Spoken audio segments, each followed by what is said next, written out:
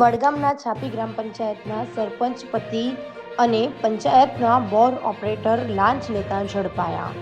સરપંચ પતિ અને પંચાયતના સભ્ય મુકેશભાઈ ચૌધરી અને બોર ઓપરેટર પ્રવીણ ઠાકોર 15 લાખની લાંચ લેતા રંગે હાથ ઝડપાયા।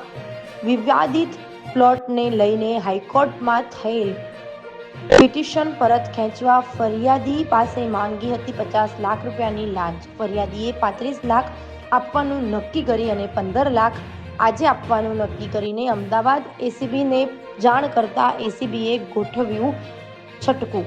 સરપંચ પતિ અને બોર ઓપરેટરને 15 લાખની રકમની લાંચ લેતા એસીબીએ ફરિયાદીની ઓફિસમાંથી ઝડપી પાડ્યા। અમદાવાદ એસીબીએ બંને લાંચિયાઓની અટકાયત કરી વધુ તપાસ હાથ ધરી।